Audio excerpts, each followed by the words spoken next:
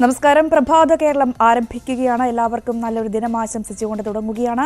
നിരവധി വാർത്തകളുള്ള ഒരു വാർത്താ ദിനം കൂടിയാണ് ഇന്ന്. പ്രത്യേകിച്ചും ഏറ്റവും പ്രധാനപ്പെട്ട വാർത്തയായി എടുത്തു പറയാനുള്ളത് മുഖ്യമന്ത്രിയുടെ മകൾ വീണ വിജയനെതിരെ കേന്ദ്രം അന്വേഷണം ആരംഭിച്ചിരിക്കുന്നു എന്നതാണ് ഏറ്റവും പ്രധാനപ്പെട്ട വാർത്ത. പ്രത്യേകിച്ചും എക്സാലോജിക്കുമായി ബന്ധപ്പെട്ടുള്ള വിഷയത്തിലാണ്, CMRലുമായി ബന്ധപ്പെട്ട് ആ വിഷയത്തിലാണ് അന്വേഷണം ഇപ്പോൾ ആരംഭിച്ചിരിക്കുന്നത്. എന്തായാലും വിശദമായി നോക്കാം. ആദ്യം ടോപ്പ് ഹെഡ്ലൈൻസിലേക്ക്.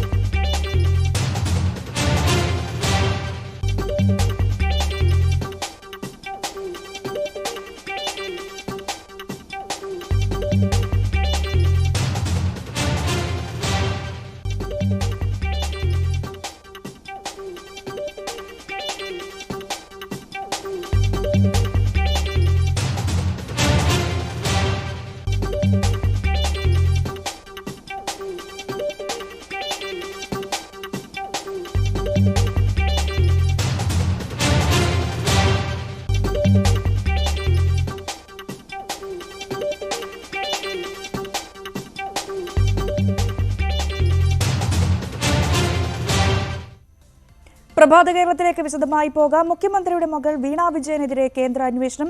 കോർപ്പറേറ്റ് അഫയേഴ്സ് മന്ത്രാലയമാണ് അന്വേഷണത്തിന് ഉത്തരവിട്ടത്. മാസപ്പടി വിവാദത്തിലെ കണ്ടെത്തലിന് പിന്നാലെയാണ് അന്വേഷണം. എക്സാലോജിക്കും CMRലും തമ്മിലുള്ള ഇടപാട് അന്വേഷിക്കും. 3-അംഗ അന്വേഷണ സംഘം 4 മാസത്തിനുള്ളിൽ അന്വേഷണ റിപ്പോർട്ട് സമർപ്പിക്കും. ഡാനി പോൾ വാർത്തയുടെ വിശദാംശങ്ങൾ പങ്കുവയ്ക്കും. Danny, very good morning. വളരെ പ്രധാനപ്പെട്ട രാവിലെ പ്രേക്ഷകരുമായി പങ്കുവയ്ക്കുന്നു. പ്രത്യേകിച്ചും ഈ എക്സാലോജിക്കും CMRലുമായി ബന്ധപ്പെട്ട ഇടപാടുകളൊക്കെ അന്വേഷിക്കാൻ കേന്ദ്രം തീരുമാനിച്ചിരിക്കുന്നു. ഏറ്റവും പ്രധാനപ്പെട്ട ഒരു റിപ്പോർട്ട് കൂടിയാണ് ഈ പുറത്തു വരുന്നത്. എന്താണ് ഇതിന്റെ പുതിയ വിശദാംശങ്ങൾ?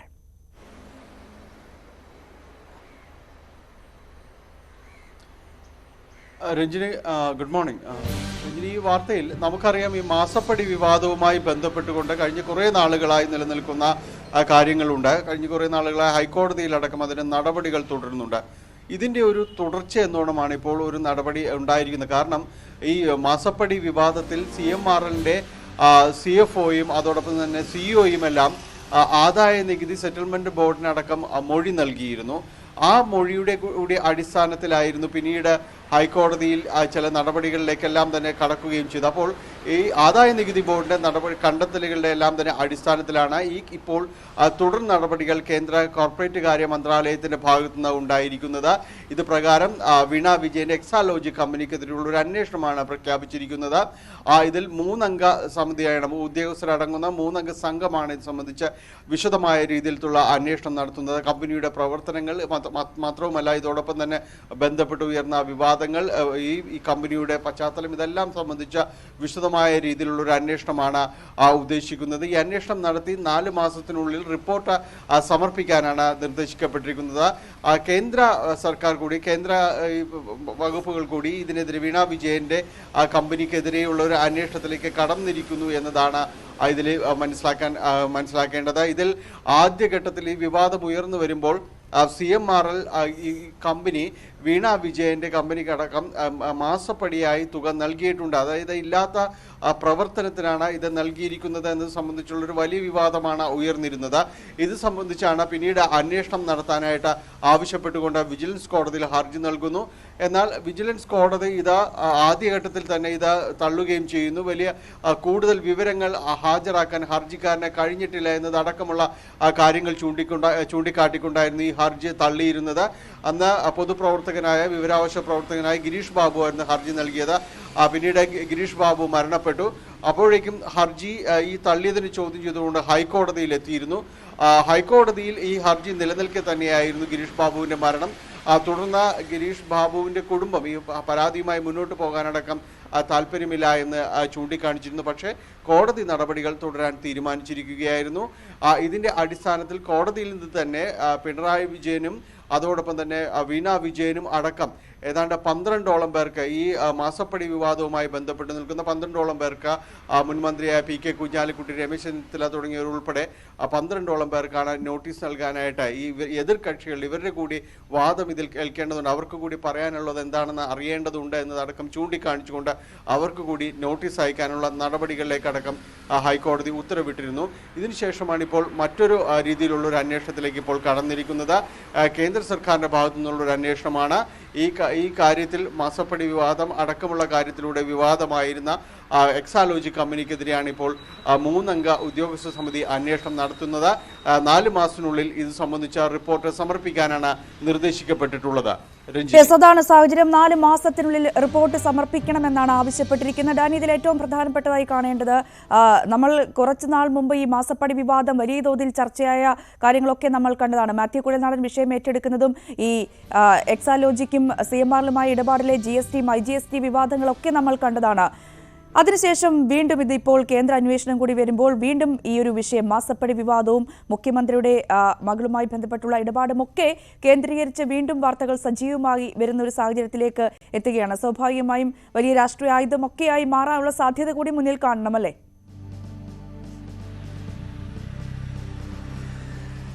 തീർച്ചയായും രഞ്ജിനി, കാരണം ഇതൊരു പുതിയ വിവാദത്തിന്റെ ഒരു പുതിയ തലത്തിലേക്ക് കൂടി വീണ വിജയന്റെ കമ്പനി കടന്നിരിക്കുന്നു എന്നതാണ്. കാരണം നേരത്തെ ഈ കോൺഗ്രസ് നേതാക്കൾ, പ്രത്യേകിച്ച് മാത്യു കുഴൽനാടൻ അടക്കം രൂക്ഷമായ ആക്ഷേപങ്ങൾ ഉന്നയിക്കുകയും ഇത് സംബന്ധിയായ കാര്യങ്ങൾ നേരത്തെ രഞ്ജിനി സൂചിപ്പിച്ചതുപോലെ GST അടക്കമുള്ള കാര്യങ്ങളിൽ എന്താണ് പറയുവാനുള്ളത് എന്നതടക്കമുള്ള കാര്യങ്ങൾ സൂചിപ്പിക്കുന്നു. പ്രതിഫലം പറ്റിയിട്ടുണ്ടെങ്കിൽ അത് ഏത് രീതിയിൽ, അതിന് GST അടച്ചു തുടങ്ങി നിരവധിയായ ചോദ്യങ്ങൾ ഉയരുമ്പോഴും അതിന് പലതിനും വ്യക്തമായ ഒരു ഉത്തരം കണ്ടെത്താൻ കഴിഞ്ഞിരുന്നില്ല എന്നതും ശ്രദ്ധേയമാണ്. പലപ്പോഴും ഈ വിവാദം സംബന്ധിച്ച് ഇതുവരെയും വലിയ ആക്ഷേപങ്ങൾ ഉയരുമ്പോഴും മുഖ്യമന്ത്രിയിൽ നിന്നോ മറ്റോ ഒരു പ്രതികരണം പോലും ഇത് സംബന്ധിച്ച് കാര്യമായ രീതിയിൽ ഉണ്ടായിരുന്നില്ല എന്നതും ശ്രദ്ധേയമായിരുന്നു. അത് ആ മൗനം പോലും വലിയ രീതിയിൽ തന്നെ ചർച്ച ചെയ്യപ്പെട്ടിരുന്നു.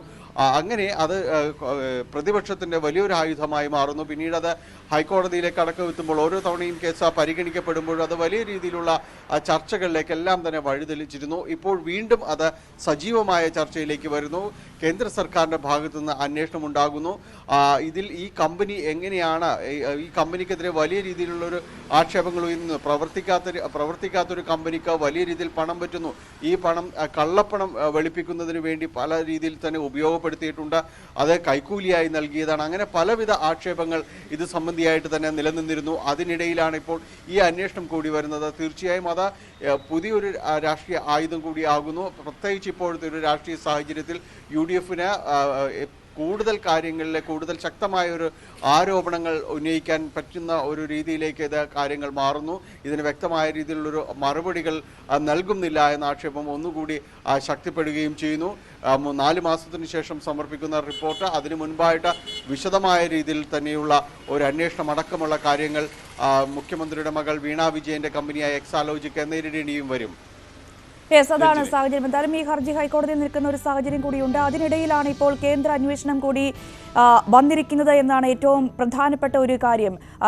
ഡാനി, നമ്മൾ നേരത്തെ സൂചിപ്പിച്ചത് ഈ GST മാസപ്പടി വിഷയത്തിലെ GST വിഷയവുമായി ഒക്കെ ബന്ധപ്പെട്ട് മാത്യു കുഴൽനാടൻ വലിയ വിവാദമൊക്കെ ഉണ്ടാക്കിയ നമ്മൾ കണ്ടതാണ്. വിവരാവകാശ രേഖ പ്രകാരം കാര്യങ്ങളൊക്കെ ആവശ്യപ്പെടുന്നു. പക്ഷേ കൃത്യമായ ഒരു മറുപടി അതിന് ലഭിക്കുന്നില്ല.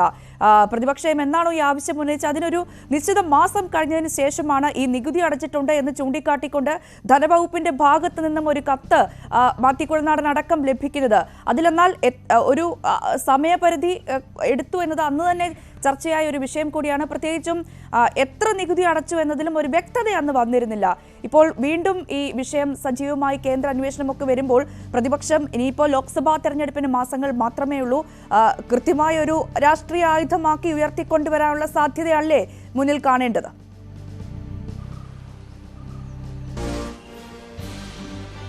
അത് തന്നെയാണ് രാഷ്ട്രീയ. അതുമാത്രവുമല്ല, നിയമസഭ സമ്മേളിക്കാനായിട്ട് പോകുന്നു. ഇപ്പോൾ എല്ലാം തന്നെയും ഈ ചോദ്യങ്ങൾ അതിനകത്തും ഉയരും എന്ന കാര്യത്തിൽ യാതൊരു സംശയവുമില്ല. കാരണം ഇത് വളരെ കരുതലോടുകൂടിയും മാത്രമാണ് ഈ വിഷയത്തിൽ CPM പ്രതികരിച്ചിട്ടുള്ളതെന്ന് ഓർക്കുക. അതും CPMന്റെ നേതൃത്വമായിരുന്നു. ഒരിക്കലും മുഖ്യമന്ത്രിയോ മറ്റാരും ഇതുമായി ബന്ധപ്പെട്ടൊരു പ്രതികരണത്തിലേക്ക് വന്നില്ല. CPM സംസ്ഥാന നേതൃത്വം തന്നെയായിരുന്നു ഈ ഒരു വിഷയത്തെ പ്രതിരോധിക്കാനായിട്ട് പലപ്പോഴും മുന്നോട്ട് വന്നിരുന്നത്. ഈ കമ്പനിയുടെ GST സംബന്ധമായ മുതലായ വിഷയങ്ങളിൽ വളരെ സൂക്ഷിച്ചായിരുന്നു CPM അഭിപ്രായം പറയുകയും ചെയ്തത്. പ്രത്യേകിച്ച് ഇതിന് GST അടക്കമുള്ള കാര്യങ്ങൾ സംബന്ധിച്ച് വളരെ സാവകാശമെടുത്ത് സമയമെടുത്ത് ഇതിൻ്റെ ഒരു മറുപടി അടക്കം ഈ GST അടച്ചു എന്നത് സംബന്ധിച്ചുള്ള കാര്യങ്ങളിൽ വ്യക്തത വരുത്തുന്നതിന് വേണ്ടി തന്നെ വളരെ കൃത്യമായ രീതിയിൽ തന്നെയായിരുന്നു അതിൻ്റെ ഒരു പ്രതികരണം അടക്കം ഉണ്ടായത്. എന്നാൽ അതിനെക്കുറിച്ച് പോലും സംശയങ്ങൾ ബാക്കി നിൽക്കുന്ന രീതിയിൽ തന്നെയായിരുന്നു തുടർച്ചയായ ആരോപണങ്ങൾ ഉന്നയിച്ചത്. കഴിഞ്ഞ കുറേ നാളുകളായി ഉരുണ്ടുകൂടുന്ന ഈ ആക്ഷേപങ്ങളാണ്. അതിനെ തീർച്ചയായും CPM നേതൃത്വം പൊതുവിൽ ഈ കാര്യങ്ങളെ പ്രതിരോധിക്കാൻ മുന്നോട്ട് വരുമ്പോഴും പലയിടത്തും തന്നെ ഉത്തരങ്ങൾ ഉണ്ടാകുന്നില്ല എന്ന പ്രതിപക്ഷത്തിൻ്റെ ആരോപണവും ഒന്നുകൂടി തന്നെ ശക്തിപ്പെടുന്ന ഒരവസ്ഥയായിരുന്നു ഉണ്ടായിരുന്നത്.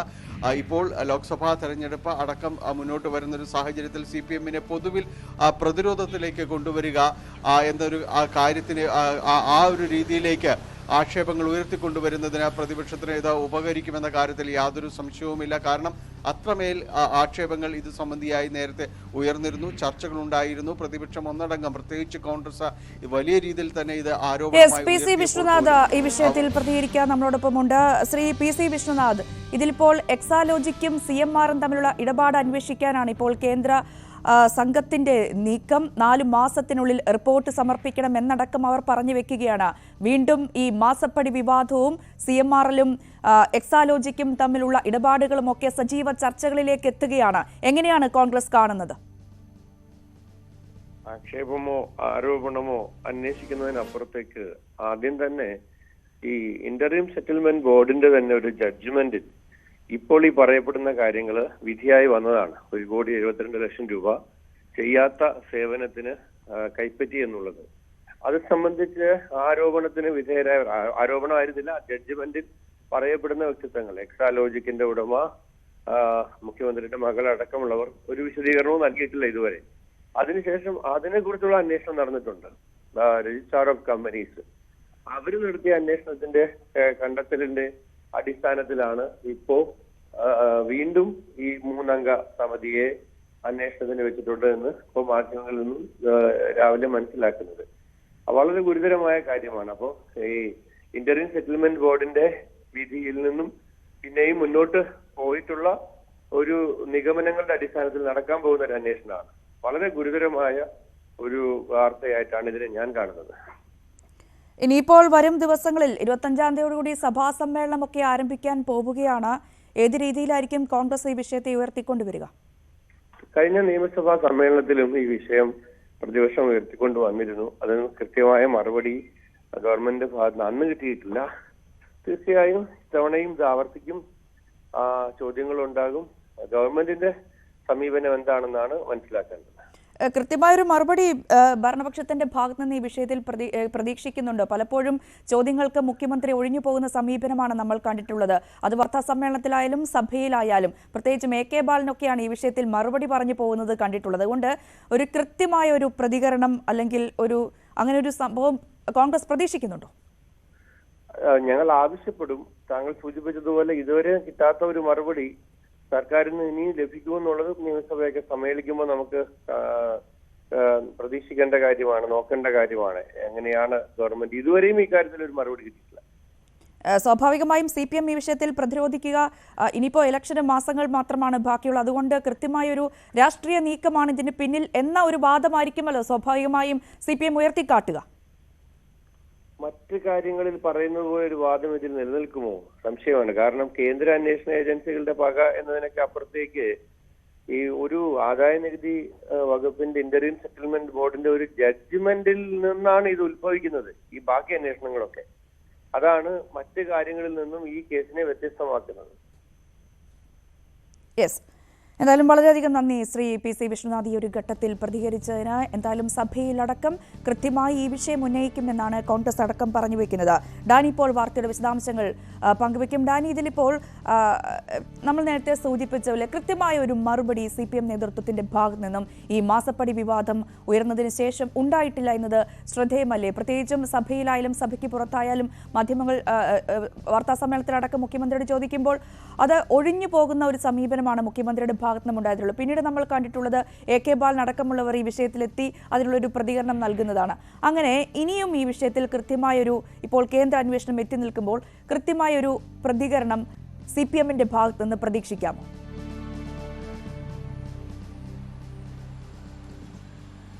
തീർച്ചയായും അതിൽ പ്രതീക്ഷിക്കേണ്ടതാണ്. കാരണം അതിൽ മറുപടി പറയേണ്ടതുമാണ്. പ്രത്യേകിച്ച് ഈ ഒരു വിഷയം ഇത്രത്തോളം വലിയ രൂക്ഷമാകുന്ന ഒരു കാര്യം കേന്ദ്ര ഏജൻസികൾ ഒരു അന്വേഷണത്തിന് നീങ്ങുന്ന ഒരു ഘട്ടത്തിൽ ഇത് സംബന്ധിച്ച വളരെ വ്യക്തമായ ഒരു മറുപടി CPM നേതൃത്വത്തിൽ നിന്ന് വരേണ്ടത് തന്നെയാണ്. അല്ല എങ്കിൽ ഇതൊരു വലിയ രീതിയിലൊരു രാഷ്ട്രീയ ആയുധം എന്ന രീതിയിൽ പറയുമ്പോൾ അത് എത്ര കണ്ട് നിലനിൽക്കുമെന്ന് അത്തരം മറുപടികൾ കൊണ്ട് ഉതകുമെന്ന് നമുക്കറിയില്ല. കാരണം ഇതിന് മറുപടികൾ ആവശ്യമാണ്, അതിൽ വ്യക്തതയോടുകൂടിയുള്ള മറുപടികളും ആവശ്യമാണ്. തീർത്തും രാഷ്ട്രീയപരമായ ഒരു ആക്ഷേപമാണ് പ്രതിപക്ഷം ഉന്നയിക്കുന്നതെന്ന ഒരു ഒഴുക്കൻ മറുപടി പതിവ് മറുപടികൾ കൊണ്ട് ഇതിനെ പ്രതിരോധിക്കാൻ കഴിയുമോ എന്ന സംശയമാണ്. ഇതിൽ IGST അടച്ചു എന്ന് പറയുമ്പോൾ പോലും അതിലും തിരുത്തലുകൾ ഉണ്ട് എന്ന രീതിയിൽ തന്നെയായിരുന്നു പിന്നീട് പ്രതിപക്ഷം വന്നിരുന്നത്. മാത്യു കുഴൽനാടൻ ചൂണ്ടിക്കാണിച്ചത് അവിടം കൊണ്ടും നികുതി അടച്ചതുകൊണ്ടും ഈ വിവാദങ്ങൾ അവസാനിക്കുന്നില്ല എന്ന് തന്നെയാണ് അദ്ദേഹം ചൂണ്ടിക്കാണിച്ചത്. നേരത്തെ ശ്രീ PC വിഷ്ണുനാഥ് പറഞ്ഞതുപോലെ ഇത് സംബന്ധിച്ചുള്ള പല കാര്യങ്ങളും ഇപ്പോഴും അവ്യക്തമായിട്ട് തന്നെ തുടരുകയാണ്. മറുപടികൾ പലപ്പോഴും തന്നെ കൃത്യമായി തന്നെ ആ രീതിയിൽ തന്നെ നൽകുന്നില്ല. മാത്രവുമല്ല ഇതൊരു ആദായ നികുതി വകുപ്പിൻ്റെ ആദായ നികുതി സെറ്റിൽമെൻറ്റ് ബോർഡിൻ്റെ അടക്കം കണ്ടെത്തലുകളുടെ അവരുടെ ഒരു വിധിയുടെ അടക്കമുള്ള ഒരു പശ്ചാത്തലത്തിലാണ് ഇത് സംബന്ധിച്ചൊരു അന്വേഷണവുമായിട്ടടക്കം മുന്നോട്ട് പോകുന്നത്. അങ്ങനെയെങ്കിൽ കൃത്യമായ രീതിയിൽ തന്നെ ഇതിന് മറുപടി നൽകേണ്ടതുണ്ട്. ആദായ നികുതി വകുപ്പിന്റെ കണ്ടെത്തലിന്റെ കൂടി അടിസ്ഥാനത്തിലാണ് ഈ തുടർ നടപടിയെന്ന് കേന്ദ്ര കോർപ്പറേറ്റ് കാര്യ മന്ത്രാലയം ഇത് സംബന്ധിച്ച് വ്യക്തമാക്കുമ്പോൾ ആ ഒരു ഫൈൻഡിങ് സംബന്ധിച്ച് എന്താണ് പറയാനുള്ളത് എന്നത് തീർച്ചയായും CPM-ന് അത് പറയേണ്ട ഒരു ബാധ്യതയുണ്ട്. അല്ലായെങ്കിൽ ഈ വലിയ രീതിയിലുള്ളൊരു ആക്ഷേപങ്ങളെ തീർത്തും രാഷ്ട്രീയ ആയുധം എന്ന് പറഞ്ഞുകൊണ്ട് പ്രതിരോധിക്കാൻ കഴിയുമോ എന്ന കാര്യത്തിലെല്ലാം തന്നെ സംശയമാണ്. ഹൈക്കോടതിയിലടക്കം ഇതിലൊരു നടപടികൾ തുടരുന്നൊരു ഘട്ടം കൂടിയുണ്ട്. അപ്പോൾ ഈ കാര്യങ്ങൾക്കെല്ലാം തന്നെ കൃത്യമായ രീതിയിലുള്ളൊരു മറുപടി പൊതുസമൂഹവും തന്നെയും പ്രതീക്ഷിക്കുന്നുമുണ്ട്. അങ്ങനെ കൃത്യമായ ഒരു മറുപടി പൊതുസമൂഹം അടക്കമുള്ളവർ ഈ വിഷയത്തിൽ പ്രതീക്ഷിക്കുന്നുമുണ്ട്. അഡ്വക്കേറ്റ് ജയശങ്കർ ഈ വിഷയത്തിൽ നമ്മളോട് പ്രതികരിക്കാൻ ചെയ്യുന്നുണ്ട്. ശ്രീ ജയശങ്കർ, ഇതിപ്പോൾ വീണ്ടും മാസപ്പടി വിവാദം ചർച്ചയാകുകയാണ്. എക്സാലോജിക്കും CMR-ലും തമ്മിലുള്ള ഇടപാടുകൾ അന്വേഷിക്കണമെന്നാണ് ഇപ്പോൾ കേന്ദ്രത്തിന്റെ ഭാഗത്തു നിന്നും ലഭിക്കുന്ന നിർദ്ദേശം. എന്ത് പ്രതീക്ഷിക്കണം? ഈ തെരഞ്ഞെടുപ്പൊക്കെ അടുത്തിരിക്കുന്ന സാഹചര്യത്തിൽ ഇങ്ങനെ ഒരു അന്വേഷണം വരുമ്പോൾ എന്ത് പ്രതീക്ഷിക്കണം? ഏത് രീതിയിലുള്ള പ്രതിരോധം CPM-ന്റെ ഭാഗത്തുണ്ടാകും? അല്ല, CPM-കാർ ഇപ്പൊ നടത്തിക്കൊണ്ടിരിക്കുന്ന ഫാസിസ്റ്റ് വിരുദ്ധ പ്രക്ഷോഭം കൂടുതൽ ശക്തിപ്പെടും എന്നാണ് നമ്മൾ വിചാരിക്കാൻ. ഈ കരുവന്നൂർ ബാങ്കുമായിട്ട് ബന്ധപ്പെട്ട് നാട്ടിൽ നടന്ന കൊള്ള എല്ലാവർക്കും അറിയാമല്ലോ. സഹകരണ വകുപ്പ് ഉദ്യോഗസ്ഥരുടെ കണക്ക് പ്രകാരം 103 കോടി രൂപ അവിടുന്ന് അപഹരിക്കപ്പെട്ടിട്ടുണ്ട്. പത്രമാധ്യമങ്ങളുടെ കണക്ക് പ്രകാരം അത് 300 കോടിയാണ്. ഏതായാലും 100 കോടിയിൽ കുറയാത്ത നഷ്ടം അല്ലെങ്കിൽ 100 കോടിയിൽ കുറയാത്ത കൊള്ള അവിടെ നടന്നിട്ടുണ്ട് എന്നുള്ള കാര്യത്തിൽ ആർക്കും തർക്കമില്ല. അതേക്കുറിച്ച് എൻഫോഴ്സ്മെന്റുകാരുടെ അന്വേഷണം വന്നപ്പോൾ കേന്ദ്രത്തിനെതിരെ വലിയ പ്രക്ഷോഭം നടത്തിയ ധീരവീര ശൂര പരാക്രമികളാണ് തൃശ്ശൂരെ CPM-കാർ. അവർ വലിയ പ്രകടനവും പൊതുസമ്മേളനമൊക്കെ വിളിച്ചുകൂട്ടി. കേന്ദ്രത്തിന്റെ ഫാസിസത്തെയും സാമ്രാജ്യത്വ നിലപാടിനെയൊക്കെ അപലപിച്ചു. ഫെഡറൽ സംവിധാനം തകരുന്നേ എന്ന് പറഞ്ഞ് വിലപിച്ചു. അപ്പൊ ഇപ്പോ അതിനേക്കാളൊക്കെ കൂടിയ നേതാവിന്റെ നേരെയാണല്ലോ വിരൽ ചൂണ്ടി വരുന്നത്. സ്വാഭാവികമായിട്ടും വലിയ പ്രക്ഷോഭം നമുക്ക് പ്രതീക്ഷിക്കാം. മിക്കവാറും രാജ്ഭവനല്ല രാഷ്ട്രപതി ഭവൻ തന്നെ ഉപരോധിക്കാനും പഴയ രാസ്ത രഘോയുടെ മാതൃകയിൽ ആകാശ രഘോ പോലെയുള്ള സമര പരിപാടികളൊക്കെ പ്രതീക്ഷിക്കാം. ഒരു മുഴുനീള ഹർത്താലിനുള്ള സാധ്യത പോലും തള്ളിക്കളയാൻ കഴിയുകയില്ല. ഇതിലിപ്പോൾ ഈ ആദായ നികുതി വകുപ്പ് സെറ്റിൽമെന്റ് ബോർഡിന്റെ കണക്കുകളിലാണല്ലോ ഇങ്ങനെ പറഞ്ഞത്. CMR-ൽ എക്സാലോജിക്കിന് 1.75 കോടി രൂപ നൽകിയിട്ടുണ്ട്. അതിന് കൃത്യമായ സേവനം CMR-ന് ലഭിച്ചിട്ടില്ല. എക്സാലോജിക്കിൽ ചർച്ചയാകുന്നത് മുഖ്യമന്ത്രിയുടെ മകൾ വീണ വിജയന്റെ കമ്പനി ആയതുകൊണ്ട് ആണല്ലോ. അതാണല്ലോ അതിൽ ഏറ്റവും പ്രധാനപ്പെട്ട ഒരു പോയിന്റായി പ്രതിപക്ഷം ഉയർത്തിക്കാട്ടിക്കുന്നത്. ഇതിൽ ഈ വിഷയത്തിൽ IGST-യുമായി ബന്ധപ്പെട്ട വിഷയങ്ങളൊക്കെ പ്രതിപക്ഷ MLA-മാർ മാത്യു കുഴൽനാടൻ അടക്കമുള്ളവർ ഉയർത്തിക്കൊണ്ടുവരുമ്പോഴും കൃത്യമായ ഒരു മറുപടി ഈ ധനവകുപ്പിന്റെ ഭാഗത്ത് നിന്ന് ലഭിക്കുന്നില്ല. ഒരു മാസത്തിന് ശേഷമാണ് അത്തരത്തിൽ ഈ GST അടച്ചതുമായി ബന്ധപ്പെട്ട് അടച്ചിട്ടുണ്ട് എന്ന് ധനവകുപ്പ് പറയുന്നത്. അപ്പോഴും എത്ര അടച്ചു, എങ്ങനെ അടച്ചു എന്ന കാര്യത്തിൽ ധനവകുപ്പ് അപ്പോഴും ഒരു വ്യക്തത വരുത്തിയിട്ടില്ല. CPM-ന്റെ കാര്യം നോക്കുകയാണെങ്കിൽ കൃത്യമായ ഒരു പ്രതികരണം ഒരു ഘട്ടത്തിലും ഉണ്ടായിട്ടില്ല. സഭയ്ക്കുള്ളിലായാലും പുറത്തായാലും മുഖ്യമന്ത്രി അതിന് മറുപടി പറഞ്ഞിട്ടില്ല. AK ബാലനെ പോലെയുള്ള ആളുകൾ പുറത്തെത്തി ഇതിനൊരു ന്യായീകരണം നടത്തുന്നതാണ് പലപ്പോഴും നമ്മൾ കണ്ടിട്ടുള്ളത്. ഇനിയിപ്പോൾ CPM എങ്ങനെ ഇതിൽ ഒരു CPM-ന്റെ ഭാഗത്ത് ഒരു പ്രതികരണം നമുക്ക് പ്രതീക്ഷിക്കാൻ കഴിയും? മുഖ്യമന്ത്രിയോ മകളുടെ ഭർത്താവോ ഈ വിഷയത്തെക്കുറിച്ച് യാതൊന്നും തന്നെ പ്രതികരിച്ചിട്ടില്ല. ഇനി പ്രതികരിക്കുകയുമില്ല. അവർക്ക് പ്രതികരിക്കാനും പറ്റുകയില്ല. കാരണം പ്രതികരിച്ചാൽ കുഴപ്പത്തിലാവും. നേരെ മറിച്ച് AK ബാലനെ പോലെ വരമ്പത്ത് നിന്ന് കളി കാണുന്ന ആളുകൾക്ക് അല്ലെങ്കിൽ EP ജയരാജനെ പോലെയുള്ള പരാക്രമികൾക്ക് പ്രതികരിക്കാം. കാരണം അവരുടെ കയ്യിൽ യാതൊരു ഡാറ്റയും ഇല്ല, ഡീറ്റെയിൽസും ഇല്ല. ധൈര്യസമേതം അവരുടെ സരസ്വതി വിലാസം അനുസരിച്ച് പ്രതികരിച്ചു, ഇനിയും പ്രതികരിക്കും. അതൊക്കെ തന്നെ ഇനിയും സംഭവിക്കുള്ളൂ. പിന്നെ DYFIക്കാർക്ക് ജാഥ നടത്താനും പാർട്ടിക്കാർക്ക് ഹർത്താൽ നടത്താനും ഒക്കെ ഉള്ളൊരു അവസരമായി എന്ന് മാത്രമേ ഉള്ളൂ. പക്ഷെ ഇനിയും മറുപടി പറയാതെ ഇരിക്കാൻ കഴിയുമോ CPM-ന്? പ്രത്യേകിച്ചും ഇനിയിപ്പോൾ ഒരു ഇലക്ഷനൊക്കെ മുന്നിൽ വന്ന് നിൽക്കുകയാണ്. അപ്പോൾ രാഷ്ട്രീയ ആരോപണം എന്ന രീതിയിലെങ്കിലും പ്രതികരിക്കേണ്ടി വരത്തില്ലേ? അല്ല, അത് കേന്ദ്രത്തിന്റെ കേരളത്തോടുള്ള അവഗണനയുടെ കണക്കിൽ ഇത് കൂടി എഴുതിച്ചേർക്കും. കേന്ദ്രത്തിൽ നിന്ന് കിട്ടാനുള്ള ധനസഹായം കിട്ടുന്നില്ല. നമുക്കിവിടെ CMR-ൽ നിന്ന് കിട്ടിയ ചെറിയ ധനസഹായം പോലും കേന്ദ്രം ഇടപെട്ട് മുടക്കുകയാണ് എന്ന് പറഞ്ഞ് ദേശാഭിമാനി നാളെ മുഖപ്രസംഗം എഴുതും. പാർട്ടിയുടെ ഈ ചെറുകിട നേതാക്കൾ അത് കവലകൾ തോറും പ്രസംഗിച്ചുകൊണ്ടിരുന്നു. ഈ ഹൈക്കോടതിയിലുള്ള ഹർജി അവിടെ നിൽക്കുകയാണ്. അതുമായി ബന്ധപ്പെട്ടുള്ള തുടരന്വേഷണമൊക്കെ ആ ഒരു ഭാഗത്ത് നടക്കുന്നുണ്ട്. പക്ഷേ ഇപ്പോൾ കേന്ദ്ര അന്വേഷണം കൂടെ വരുമ്പോൾ കേന്ദ്ര അന്വേഷണത്തെ നമ്മൾ എന്താണ് പ്രതീക്ഷിക്കേണ്ടത്? അല്ല, കേന്ദ്ര അന്വേഷണം തുടങ്ങിയിട്ടല്ലുള്ളൂ. അതിന്റെ റിസൾട്ട് ഉണ്ടായി വരാൻ ഇനിയും താമസിക്കും. ഞാൻ പറയാം, ഒരു അന്വേഷണം നടത്താതെ തന്നെ കേരളത്തിലെ അരിയാഹാരം കഴിക്കുന്ന എല്ലാ ആളുകൾക്കും അറിയാം എന്തിനു വേണ്ടിയാണ് ഈ പണം കൊടുത്തത്, ആരാണ് ഇതിന് ഗുണഭോക്താവ് എന്ന കാര്യം. ഈ രാഷ്ട്രീയത്തിൽ തെളിവ് നിയമമോ അല്ലെങ്കിൽ ഈ അഴിമതി നിരോധന നിയമത്തിലെ പ്രസക്തമായ വകുപ്പുകളൊന്നും നോക്കിയിട്ടല്ല ആളുകൾ വോട്ട് ചെയ്യുന്നത്. ജനങ്ങൾ സാമാന്യ ബുദ്ധിയുള്ളവരാണ്, കേരളത്തിൽ പ്രത്യേകിച്ചും. യെസ്, വളരെയധികം നന്ദി ശ്രീ ജയശങ്കർ. ഈ ഒരു ഘട്ടത്തിൽ പ്രതികരിച്ചതിന് മുഖ്യമന്ത്രിയുടെ മകൾ വീണ വിജയനെതിരെ കേന്ദ്ര അന്വേഷണം കോർപ്പറേറ്റ് അഫയേഴ്സ് മന്ത്രാലയമാണ് അന്വേഷണത്തിന് ഉത്തരവിട്ടിരിക്കുന്നത്.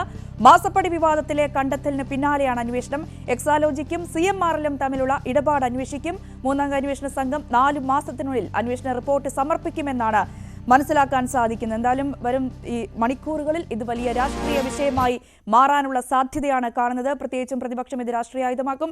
BJP വലിയ രീതിയിലുള്ള ആരോപണം ഈ വിഷയത്തിൽ ഉന്നയിക്കുമെന്ന് നമുക്ക് വ്യക്തമാണ്. എന്തായാലും കാത്തിരുന്ന് കാണാം എന്താണ് വരും മണിക്കൂറുകളിലെയും വരും ദിവസങ്ങളിലെയും രാഷ്ട്രീയ ആരോപണങ്ങളും പ്രതികരണങ്ങളും എന്ന്. ഡാനി പോളാണ് വാർത്തയുടെ വിശദാംശങ്ങൾ പങ്കുവച്ചത്. മടങ്ങിയെത്താം ഇടവേളയ്ക്ക് ശേഷം.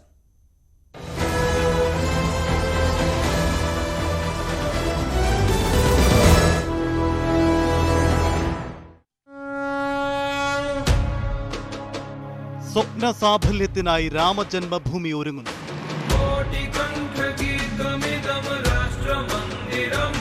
പ്രാൺ പ്രതിഷ്ഠയ്ക്കായി വിശ്വാസി സഹസ്രങ്ങൾ കാത്തിരിക്കുകയാണ്. രാമനാമം ചൊല്ലി നാടും നഗരവും മുഴുവൻ അയോധ്യയിലേക്ക്.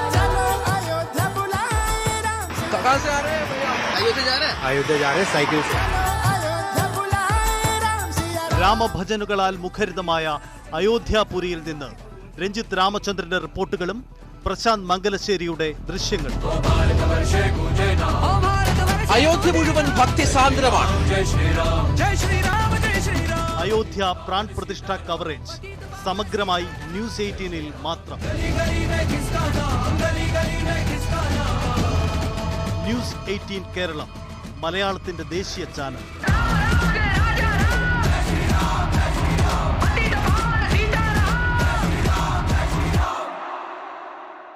അൽമുഖാദർ ജ്വല്ലറിയുടെ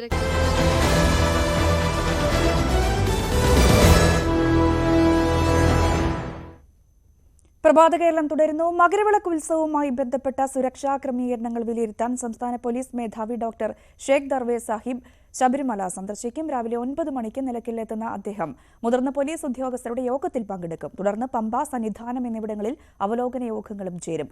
3 കേന്ദ്രങ്ങളിലെയും സുരക്ഷാ ക്രമീകരണങ്ങൾ നേരിട്ട് വിലയിരുത്തും.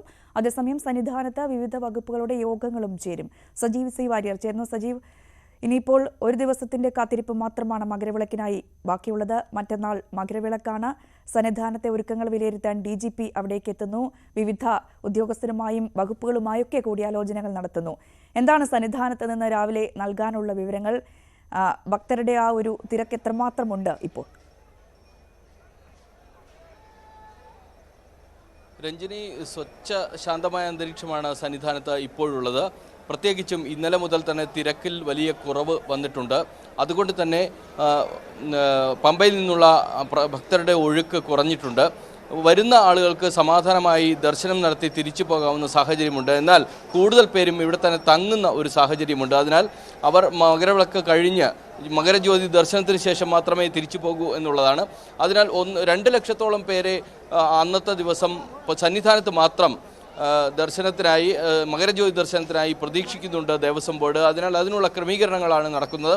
അതേസമയം സുരക്ഷ വളരെ പ്രധാനമാണ്. അതിനുവേണ്ടി DGPയുടെ നേതൃത്വത്തിലുള്ള അവലോകന യോഗങ്ങൾ ചേരും. ഇന്ന് രാവിലെ 9 മണിയോടുകൂടി DGP പരിസരത്തെത്തും.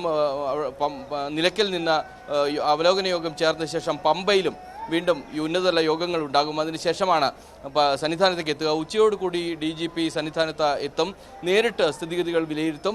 അതിനുശേഷം സുരക്ഷ ശക്തമാക്കാനുള്ള നടപടികൾ ഏകോപിപ്പിക്കും. വിവിധ വകുപ്പുകളുടെ യോഗങ്ങൾ രാവിലെ മുതൽ തന്നെ സന്നിധാനത്ത് ഉണ്ടാകും. അതുപോലെ തൊട്ടടുത്ത ജില്ലകളിലെ ജില്ലാ ഭരണകൂടങ്ങളും വേണ്ടത്ര സുരക്ഷയും മറ്റ് കാര്യങ്ങളും സജ്ജമാക്കാനുള്ള പ്രവർത്തനങ്ങളിലാണ്. ഇടുക്കി ജില്ലയിൽപ്പെട്ട പുല്ലുമേട് അടക്കമുള്ള വ്യൂ പോയിന്റുകൾ സജ്ജമാക്കി കഴിഞ്ഞിട്ടുണ്ട്. ജില്ലാ കലക്ടറുടെ നേതൃത്വത്തിലുള്ള സംഘമാണ് അതിന് നേതൃത്വം നൽകുന്നത്. നേരിട്ട് വിലയിരുത്തിക്കൊണ്ടാണ് ഇക്കാര്യങ്ങളെല്ലാം ഏകോപിപ്പിക്കുന്നത്. ഭക്തർക്ക് വേണ്ട സൗകര്യങ്ങൾ, വെള്ളം, അതുപോലെ വെളിച്ചം, അതുപോലെയുള്ള സുരക്ഷാ സന്നാഹങ്ങൾ, ആംബുലൻസ് അടക്കമുള്ള മെഡിക്കൽ സൗകര്യങ്ങളെല്ലാം തന്നെ ഏർപ്പെടുത്തുന്ന ഒരു പ്രവർത്തനം നടക്കുന്നുണ്ട്. വലിയ തോതിലുള്ള ഏകോപനമാണ് ഇക്കാര്യത്തിൽ നടക്കുന്നത്. സുരക്ഷ വളരെ പ്രധാനമാണ് എന്നുള്ളത് കൊണ്ട് തന്നെയാണ് DGP സന്നിധാനത്ത് നേരിട്ടെത്തുകയും ചെയ്യുന്നത്. അതാണ് സാഹചര്യം. വളരെ വലിയൊരു സുരക്ഷ സന്നിധാനത്ത് മകരവിളക്കിനോടനുബന്ധിച്ച് ഒരുക്കുന്നു. അതിന്റെ ഭാഗമായി തന്നെയാണ് DGP അവിടെ എത്തുന്നത്. സജീവ, ഇതിലിപ്പോൾ തിരക്കിങ്ങനെ ഈ വെർച്വൽ ക്യൂ ബുക്കിംഗ് മാത്രമാണ്, ഇപ്പോൾ സ്പോട്ട് ബുക്കിംഗ് ഇല്ല. അതുകൊണ്ട് ഒരു പരിധി വരെയൊക്കെ അത് നിയന്ത്രിക്കാൻ വകുപ്പിന്, ദേവസ്വം ബോർഡിന് കഴിഞ്ഞിട്ടുണ്ട്.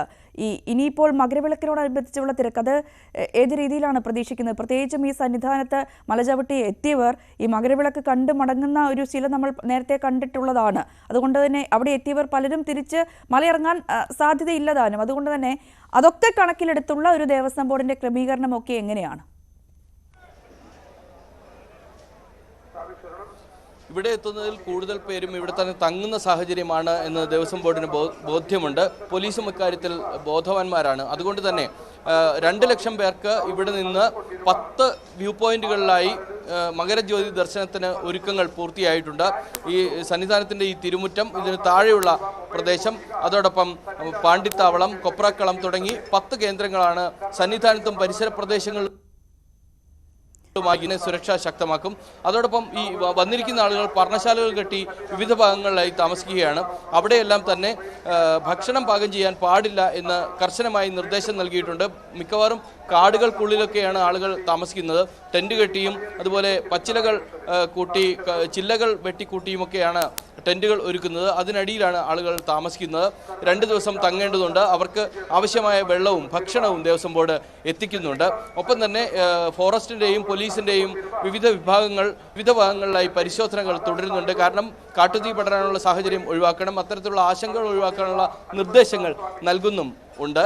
അതേസമയം 2 ലക്ഷത്തിൽ പേർ ഇവിടെയുണ്ട് എന്ന് പറയുമ്പോൾ തന്നെ വിവിധ ഭാഗങ്ങളിലായി 4 ലക്ഷത്തിൽ പരം, 4 ലക്ഷം മുതൽ 5 ലക്ഷം പേർ വരെ മകരജ്യോതി ദർശനത്തിനായി എത്തും എന്ന പ്രതീക്ഷ ദേവസ്വം ബോർഡിനുണ്ട്. പ്രത്യേകിച്ചും പമ്പയിലും അതുപോലെ പുല്ലുമേടും അടക്കമുള്ള മേഖലകളിലെല്ലാം തന്നെ വ്യൂ പോയിന്റുകൾ സജ്ജമാണ്. പരുന്തുംപാറ തുടങ്ങിയിട്ടുള്ള പ്രദേശങ്ങളിലും ഇത് സജ്ജമാക്കിയിട്ടുണ്ട്. അതിനാൽ പുല്ലുമേട്ടിലേക്കുള്ള ഗതാഗതം, അതായത് ആളുകളുടെ വരവ് എല്ലാം തന്നെ നിയന്ത്രിച്ചിട്ടുണ്ട്. 1 മണിക്ക് ശേഷം കുമളിയിൽ നിന്ന് KSRTC ബസ്സുകൾ ഉണ്ടാകില്ല. 2 മണിക്കാണ് വള്ളക്കടവ് ചെക്ക് പോസ്റ്റ് വഴി അവസാനം തീർത്ഥാടകരെ കടത്തിവിടുകയും ചെയ്യുക. ഇത്തരത്തിലുള്ള പ്രവർത്തനങ്ങളാണ് പുരോഗമിക്കുന്നത്. അതാണ് സന്നിധാനത്തെ സാഹചര്യം. മകരവിളക്കിനോടനുബന്ധിച്ച് ഭക്തിസാന്ദ്രമാണ് സന്നിധാനം. വലിയ തിരക്ക് അനുഭവപ്പെടുന്നുണ്ട്. മലകയറിയെത്തുന്ന പലരും അവിടെ പർണശാലകൾ കെട്ടി അവിടെ നിൽക്കുന്ന ഒരു സാഹചര്യം കൂടിയാണ്. മകരവിളക്ക് കണ്ട ശേഷം മാത്രം മലയിറങ്ങാനാണ് ഇവരുടെ തീരുമാനം. അതുകൂടി കണക്കിലെടുത്ത് വലിയ രീതിയിലുള്ള സംവിധാനങ്ങൾ ദേവസ്വം ബോർഡ് ഏർപ്പെടുത്തിയിട്ടുമുണ്ട്. സജീവ് സി വാര്യരാണ് സന്നിധാനത്ത് നിന്നും വിശദാംശങ്ങൾ പങ്കുവച്ചത്. മകരവിളക്കുമായി ബന്ധപ്പെട്ട ചടങ്ങുകൾക്ക് ഇന്ന് വൈകിട്ട് തുടക്കമാകും. മകരവിളക്ക് നാളിലെ ദീപാരാധനയോടെ അനുബന്ധിച്ചാവും പൊന്നമ്പലമേട്ടിൽ മകരവിളക്ക് തെളിയുക. വൈകിട്ട് 5-ന് പ്രാസാദ ശുദ്ധിക്രിയകളോടെയാണ് ചടങ്ങുകൾക്ക് തുടക്കമാകുന്നത്. നാളെ രാവിലെ ഉഷപൂജ കഴിഞ്ഞ് 8 മണിയോടെ ബിംബശുദ്ധിക്രിയകൾ നടക്കും. മകരവിളക്ക് ദിവസമായ ജനുവരി 15-ന് പുലർച്ചെ 2 കഴിഞ്ഞ് നട തുറന്ന സംക്രമ പൂജ ആരംഭിക്കും. സംക്രമ സമയമായ 2:46-ന് പന്തളം കൊട്ടാരത്തിൽ നിന്ന് കൊണ്ടുവരുന്ന നെയ്യ് ഉപയോഗിച്ച് വിശേഷാൽ നെയ്യഭിഷേകം നടക്കും. ഉച്ചയ്ക്ക് നട അടച്ചാൽ വൈകിട്ട് 5-നാണ് തുറക്കുക. എത്രണ്ട് ഭംഗിയാക്കാൻ പറ്റും അതിനുവേണ്ടി അഹോരാത്രം എല്ലാ ജീവനക്കാരും മറ്റെല്ലാ ഇതിൻ്റെ സംഘാടകരെല്ലാവരും വളരെ കഠിനമായിട്ട് തന്നെ പരിശ്രമിക്കുകയാണ്. മകരവിളക്ക് മഹോത്സവം ഭംഗിയാക്കുന്നതിന് വേണ്ടിയിട്ട്. അതിന് വേറെ പ്രത്യേകിച്ച് ഇത് പറയാനൊന്നുമില്ല. ഈ എല്ലാ വർഷത്തെ പോലെ തന്നെ അതിനുള്ള ഒരുക്കങ്ങൾ നടന്നു വരുന്നു. തുടർന്ന് തിരുവാഭരണ ഘോഷയാത്രയെ സ്വീകരിച്ച് സന്നിധാനത്തേക്ക് ആനയിക്കും. 6:30 തിരുവാഭരണം ചാർത്തി വിശേഷാൽ ദീപാരാധന നടക്കും. ദീപാരാധനയോട് അനുബന്ധിച്ചാകും പൊന്നമ്പലമേട്ടിൽ മകരജ്യോതി ദൃശ്യമാകുക. ഇപ്പോൾ മകരവിളക്കിനുള്ള ഒരുക്കങ്ങളൊക്കെ സന്നിധാനത്ത് നടന്നുകൊണ്ടിരിക്കുകയാണ്. അപ്പോൾ മാളികപ്പുറത്തും അതിൻ്റേതായ ഒരുക്കങ്ങളും ഭക്തജനങ്ങൾ നല്ലോണം വരുന്നുണ്ട്. പ്രത്യേകിച്ച് ഇവിടുത്തെ പൂജകളൊക്കെ സാധാരണ രീതിയിൽ തന്നെയാണ് ഇപ്പോൾ നടക്കുന്നത്. ഇപ്പോൾ പ്രത്യേകിച്ച് വിശേഷാൽ പൂജകളായിട്ടുള്ള ഇവിടുത്തെ ഗണപതി ഹോമം, ഭഗവത് സേവ, അത് വളരെ പ്രാധാന്യമായിട്ടുള്ള പൂജകളാണ്. അത് ഈ സമയത്ത് വളരെ വിശേഷമായിട്ട് നടത്തപ്പെടുന്നതാണ്. അതിൽ ഭക്തജനങ്ങളൊക്കെ ഒരുപാട് പങ്കെടുക്കുന്നുണ്ട്. അത് ഈ മകരവിളക്ക് സമയത്ത് കൂടുതൽ അത് വളരെ ആഘോഷമായിട്ട് നടത്തപ്പെടാറുള്ളതാണ്. 20-ാം തീയതി വരെ തീർത്ഥാടകർക്ക് തിരുവാഭരണം ചാർത്തിയ അയ്യപ്പനെ കണ്ടുതൊഴാം. ന്യൂസ് 18 സന്നിധാനം. മകരജ്യോതി ദർശനത്തിന്റെ പുണ്യം തേടി ശബരിമലയിൽ തങ്ങുന്നവർ പർണശാലകൾ ഒരുക്കുന്നതിന്റെ തിരക്കിൽ കൂടിയാണ്. പാണ്ടിത്താവളത്തിലാണ് കൂടുതൽ പേരും വിരിവെച്ചത്. മരച്ചില്ലകൾ കൊണ്ടും ഷീറ്റുകൾ കൊണ്ടും പർണശാലകൾ തീർക്കുന്നതിന് പോലീസിന് കർശന നിരീക്ഷണം ഏർപ്പെടുത്തിയിട്ടുണ്ട്. ശബരിമല സന്നിധാനത്തും പരിസരത്തും കിട്ടാവുന്നിടത്തെല്ലാം ടെന്റുകൾ കെട്ടുകയാണ് തീർത്ഥാടകർ. മല കയറിയവരെല്ലാം ഇനി ജ്യോതി ദർശനത്തിന് ശേഷം മാത്രമേ മലയിറങ്ങൂ. ഭജനയും കർപ്പൂരാരതിയുമായി ഈ കാത്തിരിപ്പ് ആഘോഷമാക്കി മാറ്റുകയാണ് തീർത്ഥാടകർ.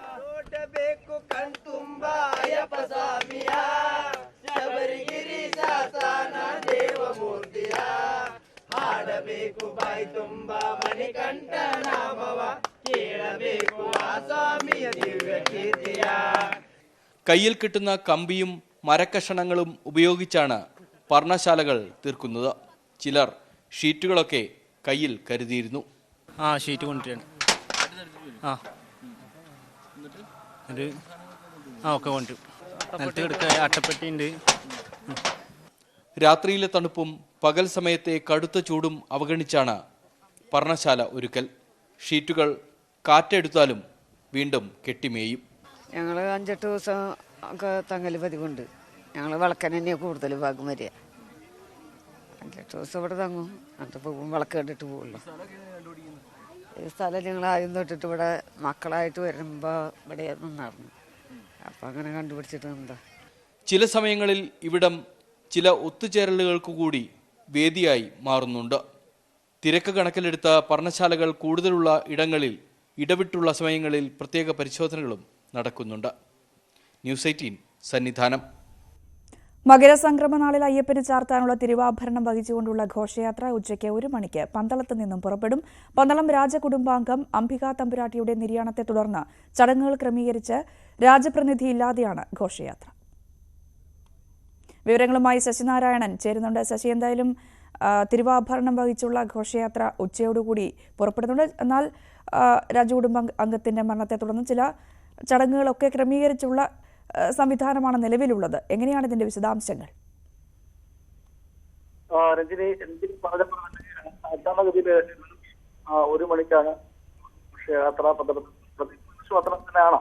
പക്ഷേ എങ്കിലും പന്തളം രാജ കൊട്ടാരത്തിലെ നിര്യാണത്തെ തുടർന്ന് ഈ തിരുവാഭരണ ഘോഷയാത്ര ഒരു പുനഃക്രമിച്ചിട്ടുണ്ട്. കാരണം ആചാരങ്ങളുടെ കാര്യങ്ങളിലൊക്കെ ചെറിയൊരു വ്യത്യാസം വരുത്തിയാണ് ഇന്ന് പുറപ്പെടുന്നത്. എന്തായാലും രാവിലെ 7 മണിയോട് തന്നെ തിരുവാഭരണ പേടകങ്ങൾ ശുദ്ധി വരുത്തിയതിനു ശേഷം ഇന്ന് സാധാരണഗതിയിൽ വലിയ ക്ഷേത്രത്തിലാണ് നടക്കുന്നത്. ഇന്ന് അത്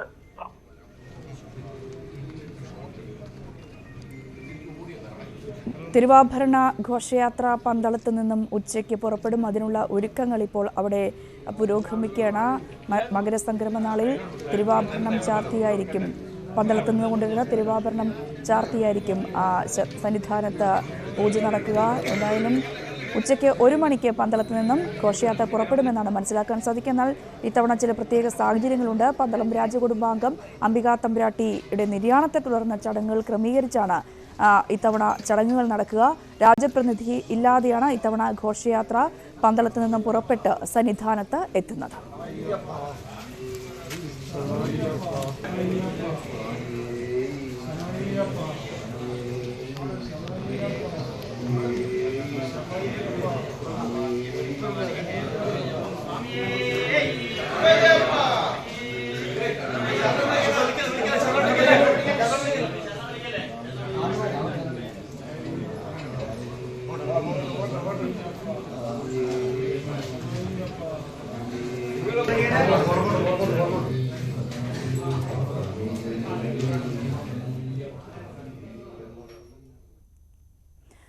മറ്റു വാർത്തകളിലേക്ക് വരുമ്പോൾ അയോധ്യ ഒരുങ്ങുന്നു.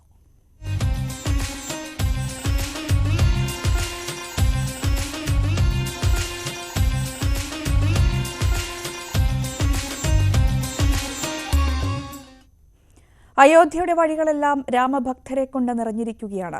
നടന്നും സൈക്കിളിലും കിലോമീറ്ററുകൾ താണ്ടിയാണ് മറ്റ് സംസ്ഥാനങ്ങളിൽ നിന്നും ഭക്തർ ഇവിടെ എത്തുന്നത്. 10 ദിവസം മുൻപ് പുറപ്പെട്ടു. കാൽനടയായും വാഹനത്തിലും യാത്ര. അയോധ്യയിലെത്തി തൊഴുത് 22-ന് മുൻപ് മടങ്ങും ഇവർ.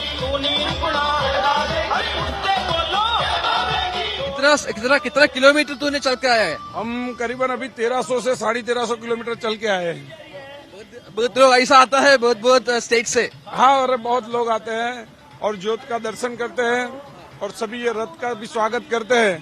और हम भी कल अयोध्या पहुंच रहे हैं. हम पूरे देशवासियों को ये बोलना चाहते हैं कि 22 तारीख को जब रामलला मंदिर में विराजमान हो, सभी लोग अपने घर ज्योत जला के प्रभु श्री राम का स्वागत करें. ആശിഷ് വൈഷ്ണവും സഹോദരൻ രാജ് കത്തിയും 955 കിലോമീറ്റർ സൈക്കിൾ ചവിട്ടിയാണ് അയോധ്യയിലേക്ക് എത്തുന്നത്. വരവ് ബീഹാറിലെ ചമ്പാറിൽ നിന്ന്. जो कि मेरी यात्रा 750 किलोमीटर की और मैं उसे पैदल तय करने की कोशिश कर रहा हूँ और आज मुझे 27 दिन हो चुके हैं चलते चलते. और राम जी का जो मैनेजमेंट है और जो प्यार लोगों का हमें मिल रहा है, मेरी औकात बिल्कुल नहीं है. राम जी ने मुझे इस कार्य के लिए चुना, मेरा जीवन सफल हो गया. लेकिन ये है कि भगवान ने बुलाया है, बुलावा दिया है, तो उसने शक्ति भी दी है तो हम वहाँ तक पहुँच जाएं. और हमारी एक मंजिल अब रह गई है 100 किलोमीटर की, बाकी हम चलाए हैं. इस मंजिल को भी आज रात तक पार कर लिया जाएगा. कल सुबह या कल शाम तक हम अयोध्या के दर्शन करेंगे. അങ്ങനെ പ്രാണപ്രതിഷ്ഠയ്ക്ക് ദിവസങ്ങൾക്ക് മുൻപ് തന്നെ രാമഭക്തരുടെ പ്രവാഹമാണ് അയോധ്യയിലേക്ക്. 22-ന് മറ്റുള്ളവർക്ക് പ്രവേശനമില്ലാത്തതിനാൽ അതിനു മുൻപ് തന്നെ എത്തി മടങ്ങുകയാണ് നിരവധി പേർ. നിരവധി ഭക്തജനങ്ങളാണ്, നിരവധി ആളുകളാണ് രാജ്യത്തിന്റെ വിവിധ ഭാഗങ്ങളിൽ നിന്ന് അയോധ്യയിലേക്ക് വരുന്നത്. സൈക്കിളിലും കാൽനടയും മറ്റുമായി അയോധ്യ അങ്ങനെ ഭക്തജനങ്ങളുടെ ഒരു വലിയ സംഗമമാവുകയാണ്. പ്രതിഷ്ഠയ്ക്ക് മുൻപ് തന്നെ അയോധ്യയുമായി ബന്ധപ്പെട്ട് അതിന്റെ ആചാരങ്ങൾ നടക്കുന്നു എന്നുള്ളതാണ് പ്രധാനപ്പെട്ട കാര്യം. പ്രശാന്ത് മംഗലശ്ശേരിക്കൊപ്പം രഞ്ജിത്ത് രാമചന്ദ്രൻ, അയോധ്യ. രഞ്ജിത്ത് സൂചിപ്പിച്ച പോലെ അയോധ്യയിൽ എല്ലാ ഒരുക്കങ്ങളും നടന്നുകൊണ്ടിരിക്കുകയാണ്. നിരവധി ആളുകളാണ് രാജ്യത്തിന്റെ വിവിധ ഭാഗങ്ങളിൽ നിന്ന് അയോധ്യയിലെ പ്രാൺപ്രതിഷ്ഠാ ചടങ്ങിൽ പങ്കാളികളാകാൻ വേണ്ടി അയോധ്യയിലേക്ക് എത്തിക്കൊണ്ടിരിക്കുന്നത്. അത്രത്തോളം ആളുകൾ അയോധ്യയിലേക്ക് എത്തുന്നുവെന്നാണ് മനസ്സിലാക്കാൻ സാധിക്കുന്നത്. രഞ്ജിത്ത് തന്നെ അയോധ്യയിൽ നിന്ന് നമുക്കൊപ്പം തത്സമയം ചെയ്യുന്നുണ്ട്. Ranjith, very good morning. എന്താണ് അയോധ്യയിലെ ഒരു സാഹചര്യം? രഞ്ജിത്തിന്റെ പാക്കേജ് നമ്മളിങ്ങനെ കണ്ടുകൊണ്ടിരിക്കുകയാണ്. അത്രത്തോളം ഭക്തരെത്തുന്നു. പലരും കാൽനട യാത്രയായും സൈക്കിൾ യാത്രയുമായും ഒക്കെയാണ് അയോധ്യയിലേക്ക് എത്തിക്കൊണ്ടിരിക്കുന്നത്. എന്താണ് രാവിലെ അയോധ്യയിൽ നിന്നും പങ്കുവെക്കാനുള്ള വിവരങ്ങൾ? ഇനി 9 ദിവസം മാത്രമാണല്ലോ ബാക്കിയുള്ളത്.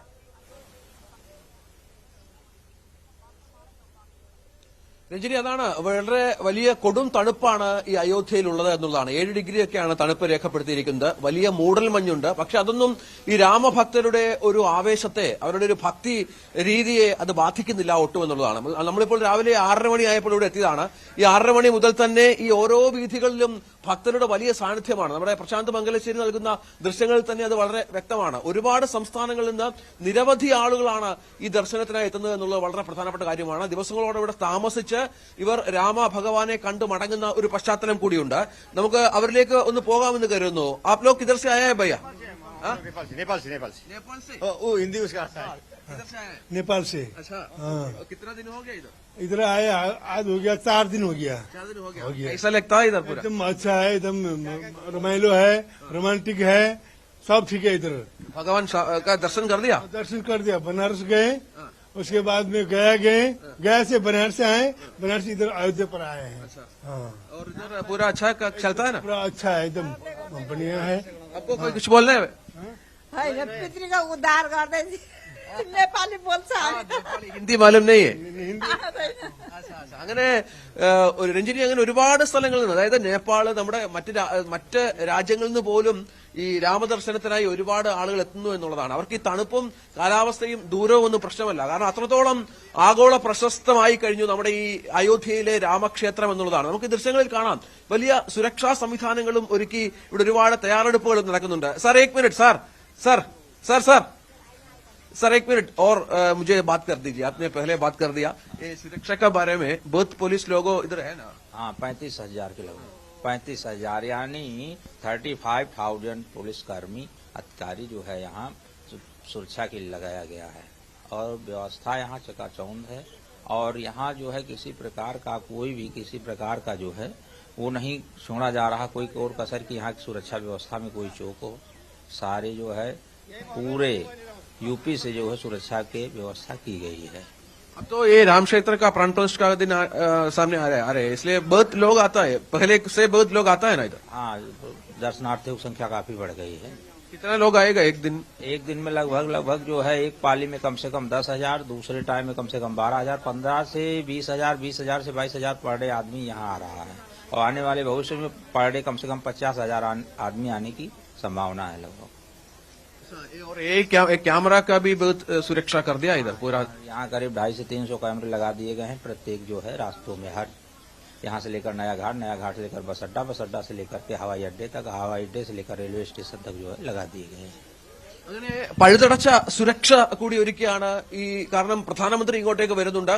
നിരവധി വിഐപികൾ ഓരോ ദിവസവും ഈ പ്രദേശങ്ങളിൽ കൂടി കടന്നു പോകുന്നുണ്ട്. നമ്മളോട് ഇദ്ദേഹം പറഞ്ഞതുപോലെ, ബഹുമാനായ പോലീസ് ഉദ്യോഗസ്ഥൻ പറഞ്ഞതുപോലെ, ഏതാണ്ട് 20,000 25,000 പേർ ഒരു ദിവസം ദർശനം നടത്തി മടങ്ങുന്നു. ഒപ്പം അത് 50,000 ഉണ്ടാകുമെന്ന് പ്രതീക്ഷിക്കുന്ന തരത്തിലുള്ള ഒരു പോലീസ് സന്നാഹമാണ് ഇവിടെ ഒരുക്കിയിട്ടുള്ളത് എന്നുള്ളത് പ്രധാനപ്പെട്ട കാര്യമാണ്. അങ്ങനെ വലിയ സന്നാഹങ്ങളോടെ ഒരുപക്ഷെ ഇന്ത്യ കണ്ട ഏറ്റവും വലിയ ചരിത്ര സംഭവമാക്കാനായി ഈ അയോധ്യയിലെ പ്രാൺ പ്രതിഷ്ഠാ ചടങ്ങ് ഒരുങ്ങുകയാണ് എന്നുള്ളതാണ് ഏറ്റവും പ്രധാനപ്പെട്ട വിവരം. മറ്റൊരു കാര്യം രഞ്ജിനി, നമ്മുടെ ടീം, ഞാനും പ്രശാന്ത് അടങ്ങുന്ന ടീം ഇവിടുത്തെ ഓരോ സ്പന്ദനങ്ങളും എല്ലാ മണിക്കൂറുകളിലും പ്രേക്ഷകരിലേക്ക് എത്തിക്കാൻ നമ്മളും തയ്യാറാണ്. കാരണം അത്ര വലിയ ചരിത്ര സംഭവത്തിന്റെ ഭാഗമാകാൻ നമ്മൾ ന്യൂസ് 18 കേരളവും ഒരുങ്ങുന്നു എന്നുള്ളതും വളരെ പ്രധാനപ്പെട്ട ഒരു കാര്യമാണ്.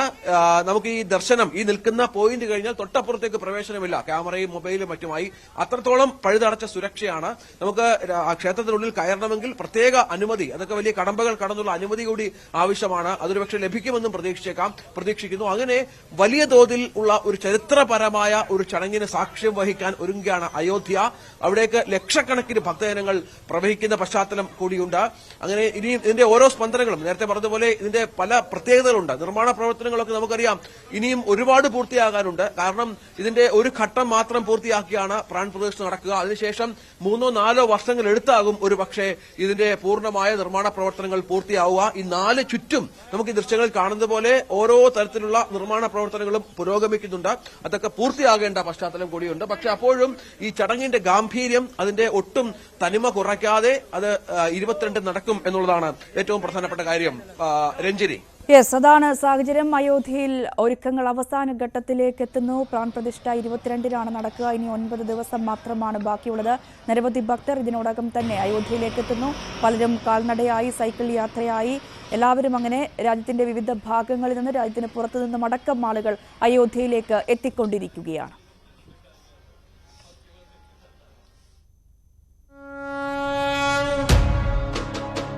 സ്വപ്ന സാഫല്യത്തിനായി രാമജന്മഭൂമി ഒരുങ്ങുന്നു.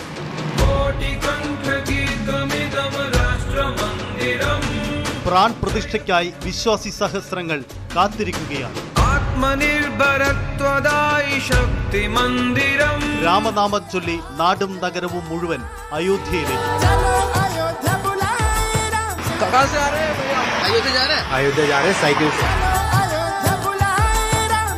രാമഭജനുകളാൽ മുഖരിതമായ അയോധ്യാപുരിയിൽ നിന്ന് രഞ്ജിത്ത് രാമചന്ദ്രന്റെ റിപ്പോർട്ടുകളും പ്രശാന്ത് മംഗലശ്ശേരിയുടെ ദൃശ്യങ്ങളും. അയോധ്യ മുഴുവൻ ഭക്തിസാന്ദ്രമാണ്. അയോധ്യ പ്രാൺ പ്രതിഷ്ഠ കവറേജ് സമഗ്രമായി ന്യൂസ് 18-ൽ മാത്രം. ന്യൂസ് 18 കേരളം, മലയാളത്തിന്റെ ദേശീയ ചാനൽ.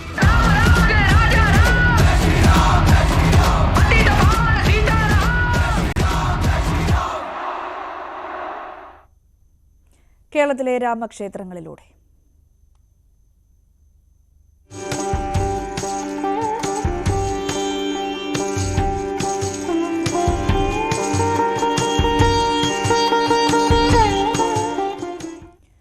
കടവല്ലൂർ ക്ഷേത്രം മധ്യകേരളത്തിലെ അതിപുരാതനമായ ശ്രീരാമക്ഷേത്രമാണ്.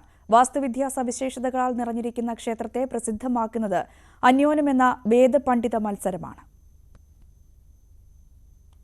പാലക്കാട്, തൃശൂർ ജില്ലകളുടെ അതിർത്തി പ്രദേശത്ത് മനോഹരമായ കടവല്ലൂർ എന്ന ഗ്രാമം. ഇവിടെ ഏറെ പ്രത്യേകതകളുള്ള ഒരു ശ്രീരാമക്ഷേത്രം.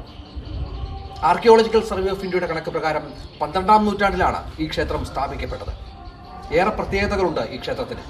വിവിധ ഭാവങ്ങളിലുള്ള ശ്രീരാമ പ്രതിഷ്ഠ ഇവിടുത്തെ പ്രത്യേകതകൾ ഒന്നാണ്. നമുക്ക് ഈ ക്ഷേത്രത്തിന്റെ പ്രത്യേകതകളിലേക്ക്, ഐതിഹ്യങ്ങളിലേക്ക് ഒന്ന് പോകാം.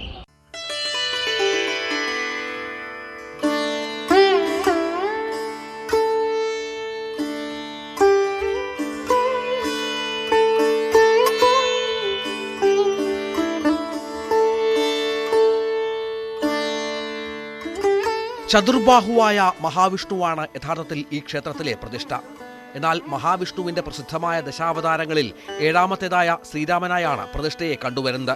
കൂടാതെ ഉപദേവതകളായി ഗണപതി, ശിവൻ, ഹനുമാൻ, ധർമ്മശാസ്താവ്, അയ്യപ്പൻ, ഭഗവതി എന്നിവർക്കും പ്രതിഷ്ഠകളുണ്ട്.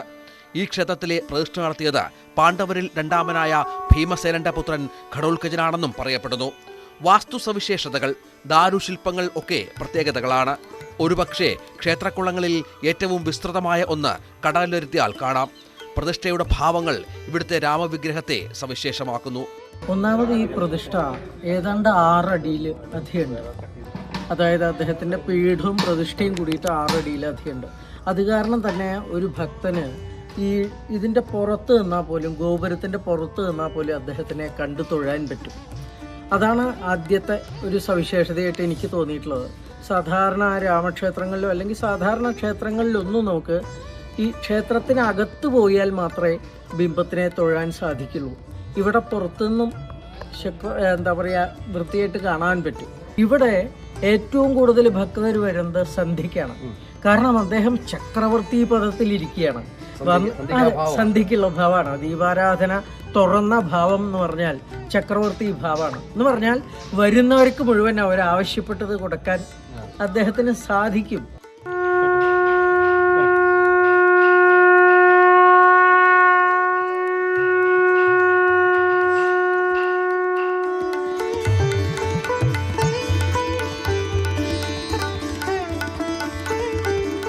കേരളത്തിലെ വൈദിക സംസ്കാരത്തിന്റെ അവശേഷിപ്പായ കടവല്ലൂർ അന്യോന്യം ഈ ക്ഷേത്രത്തിന്റെ മുഖ്യ ആകർഷണമാണ്. ഏകദേശം 400 വർഷം പഴക്കമുണ്ട് ഈ പരിപാടിക്ക്.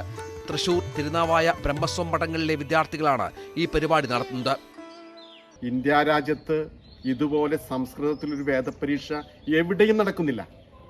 അത് കൃത്യമായി നടപ്പാക്കപ്പെടുകയാണ്. 1947 നിന്നുപോവുകയും 1989 ആരംഭിക്കുകയും ചെയ്തു. പുനരാരംഭിക്കുമ്പോഴും അതിലും ദേവസ്വം ബോർഡിന് പങ്കുണ്ടായിരുന്നു.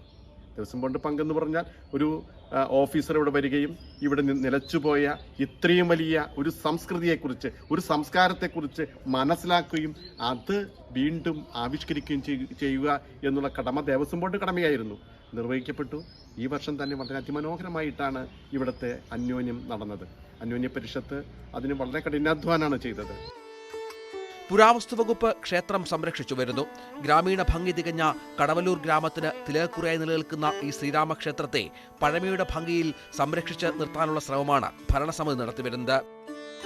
ധനേഷിനൊപ്പം രഞ്ജിത് രാമേന്ദ്രൻ, കടവല്ലൂർ. പോലീസിനെ വെല്ലുവിളിച്ച എം വിൻസെന്റ് MLA. പ്രതിപക്ഷ MLAമാർ പൊതുമുതൽ നശിപ്പിക്കുന്ന ദൃശ്യങ്ങളുണ്ടെങ്കിൽ പോലീസ് പുറത്തുവിടട്ടെ. സർക്കാർ നടത്തുന്നത് പകപോക്കൽ രാഷ്ട്രീയമാണ്. യൂത്ത് കോൺഗ്രസ് സമരത്തിന്റെ പേരിൽ പോലീസ് നടപടികളുമായി മുന്നോട്ട് നീങ്ങിയാൽ രാഷ്ട്രീയമായി നേരിടുമെന്നും M Vincent MLA. Youth Congress നടത്തിയ സെക്രട്ടേറിയറ്റ് മാർച്ചിനിടെയുണ്ടായ അക്രമ സംഭവങ്ങളുടെ പേരിൽ കേസിലെ 4ാം പ്രതിയായ യൂത്ത് കോൺഗ്രസ് സംസ്ഥാന അധ്യക്ഷൻ രാഹുൽ മാങ്കൂട്ടത്തിലിനെ പോലീസ് അറസ്റ്റ് ചെയ്ത നടപടി സംസ്ഥാന വ്യാപകമായ പ്രതിഷേധങ്ങൾക്ക് വഴിവെച്ചിരിക്കുകയാണ്. അതിന് പിന്നാലെ കേസിൽ ഉൾപ്പെട്ട പ്രതിപക്ഷ നേതാവ് 1ാം പ്രതിയായി എം വിൻസെന്റ് MLA, രാഹുൽ, അതോടൊപ്പം ഷാഫി പറമ്പിൽ തുടങ്ങിയവർ 2ഉം 3ഉം പ്രതികളായുള്ള കേസാണ് പോലീസ് ഇതുമായി ബന്ധപ്പെട്ട് രജിസ്റ്റർ ചെയ്തിരിക്കുന്നത്. എന്തായാലും പോലീസിന്റെ നടപടികൾ രാഷ്ട്രീയ നീക്കത്തോടെയാണെന്ന ആരോപണവുമായി കോൺഗ്രസ് രംഗത്തെത്തുമ്പോൾ കേസിലെ മൂന്നാം പ്രതിയായ എം വിൻസെന്റ് MLA നമ്മളോടൊപ്പം ചേരുന്നു. ഈ സർക്കാരിന്റെ ഭാഗത്തുനിന്ന് കടുത്ത ഒരു നടപടിയാണ് രാഹുൽ മാങ്കൂട്ടത്തിനെ അറസ്റ്റ് ചെയ്തതുമായി ബന്ധപ്പെട്ടുണ്ടായെന്നാണ് കോൺഗ്രസ് വൃത്തങ്ങളിൽ നിന്ന് ലഭ്യമാകുന്ന പ്രതികരണങ്ങൾ. ഈ പ്രതിപട്ടികയിൽ നിങ്ങളെല്ലാവരും ഉൾപ്പെട്ടിട്ടുണ്ട്. ഒരു പക്ഷേ അത്തരത്തിലൊരു നടപടി ചോദ്യം ചെയ്യലിനായി വിളിപ്പിക്കുന്ന സാഹചര്യം ഉണ്ടാകുമെന്ന് കരുതുന്നുണ്ട്. അല്ല, ഇതൊരു കള്ള കേസാണ് ഇത് എടുത്തിരിക്കുന്നത്. ഒന്ന്, പിന്നെ പൊതുമുതൽ നശിപ്പിച്ചു എന്നുള്ളതാണ് കേസ്. ആ പൊതുമുതൽ നശിപ്പിച്ചതായി പോലീസിന്റെ കയ്യിലുള്ള ഏതെങ്കിലും ഒരു വിഷ്വലുണ്ടോ? ഒരു വിഷ്വലുമില്ല. അപ്പൊ ഇത് കള്ള കേസാണ്. പ്രതിപക്ഷ നേതാക്കന്മാരെ കേസിൽ പെടുത്താൻ വേണ്ടി നരേന്ദ്രമോദി സ്വീകരിക്കുന്ന അതേ നയം തന്നെയാണ് ശ്രീ പിണറായി വിജയനും സ്വീകരിച്ചുകൊണ്ട് ഒരു കള്ളക്കേസിലെടുത്തിരിക്കുന്നത്. അപ്പൊ കള്ളക്കേസെടുത്ത പോലീസിന്റെ ഏത് നടപടിയും ഞങ്ങൾ നേരിടാൻ തയ്യാറാണ്. അറസ്റ്റിനെയൊന്നും ഞങ്ങൾ ഭയക്കുന്നുമില്ല, ഒന്നും ചെയ്യുന്നില്ല.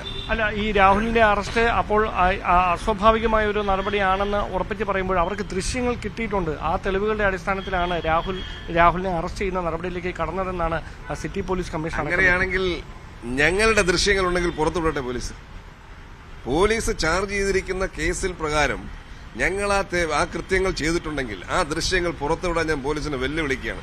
ഞങ്ങൾ ഏതെങ്കിലും ഒരു പൊതുമുതൽ നശിപ്പിക്കുന്നതായി ഞാനോ ഷാഫി പറമ്പലോ പ്രതിപക്ഷ നേതാവോ നിങ്ങൾ ഏതെങ്കിലും ഒരു പൊതുമുതൽ നശിപ്പിക്കുന്നതായുള്ള ദൃശ്യം പോലീസിന്റെ കയ്യിലുണ്ടെങ്കിൽ അത് പുറത്തുവിടാൻ ഞാൻ വെല്ലുവിളിക്കുകയാണ്. അപ്പൊ പിന്നെ എന്തുകൊണ്ട് അവർ നിങ്ങളെ പ്രതികളാക്കിയെന്നാണ് കരുതുന്നത്? അതാണ് അവരുടെ രാഷ്ട്രീയം.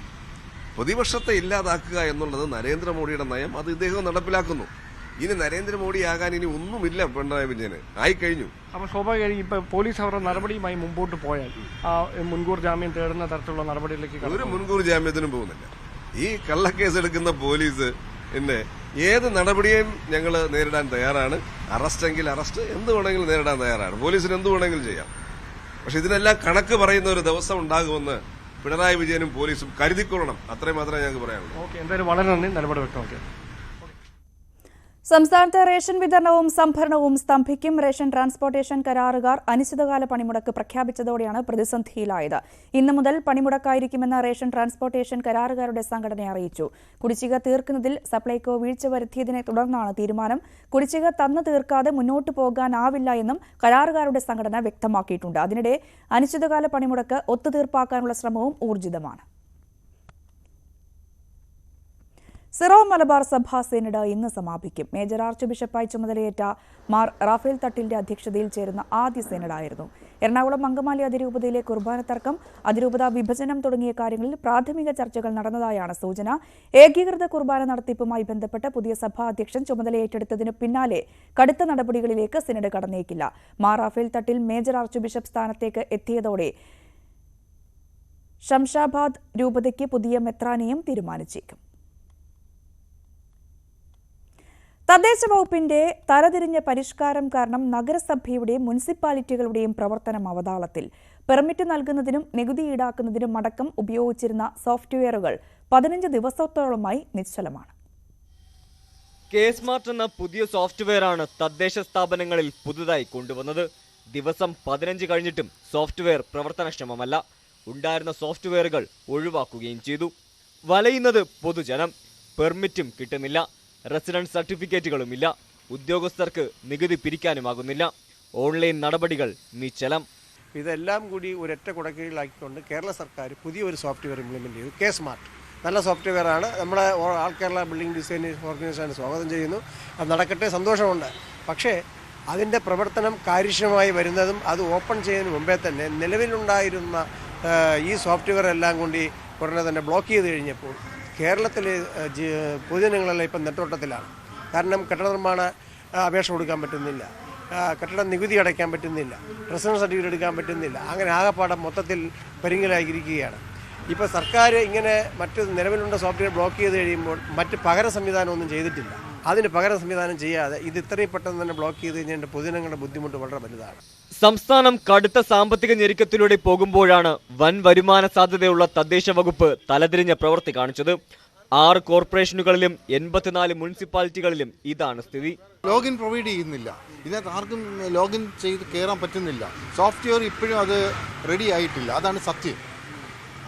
അങ്ങനെയുള്ളൊരു സത്യം ഇരിക്കുമ്പോൾ നമ്മൾ ആ പഴയതായ IBPMs ആയാലും സാങ്കി ആയാലും ഏതായാലും മുന്നോട്ട് പോവുകയും ഇത് വരുന്നതോടൊപ്പം തന്നെ അത് സ്റ്റോപ്പ് ചെയ്യുകയും ചെയ്യുക. അങ്ങനെ ആകുമ്പോൾ പബ്ലിക്കിനൊരു ബുദ്ധിമുട്ടാവില്ല. സോഫ്റ്റ്വെയറിന്റെ അനിശ്ചിതത്വം അക്ഷയ സെന്ററുകളുടെ പ്രവർത്തനത്തെയും ബാധിച്ചിട്ടുണ്ട്. ന്യൂസ് 18 തിരുവനന്തപുരം. പ്രഭാത കേരളം ഇവിടെ പൂർണ്ണമാവുകയാണ്. എല്ലാവർക്കും നല്ലൊരു ദിനം ആശംസിക്കുന്നു. നന്ദി, നമസ്കാരം.